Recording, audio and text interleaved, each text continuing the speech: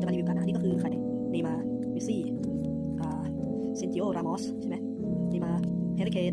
ลูก้าโมดริชซัวเรสคิลิอันเอ็มบัปเป้ซัวเรสโมฮัมเหม็ดซาลาห์แล้วก็วินิซิอุสแจ็คกริลิชเลวันดอฟสกี้อันนี้ไม่รู้นะอันนี้ไม่รู้อันนี้ก็ไม่รู้อันนี้ก็ไม่อันนี้ก็ไม่ใครเนี่ยอันนี้น่าคุ้นแต่ไม่รู้จักอันนี้ชิซ่าหรือเปล่าอันนี้ก็ไม่อันนี้ไม่แน่ใจเบรโนซิลวาไม่รู้อะไม่รู้ทุกคนไม่รู้โมนาน่าแฮร์รี่เคนใครเนี่ยโดฟิลิกอะไม่รู้เหมือนกันไม่รู้อันนี้ก็ไม่รู้เบดรี่ใช่ปะโรดรี่อันนี้ก็เลวันดอฟสกี้เบเป้แค่นี้แหละทุกคน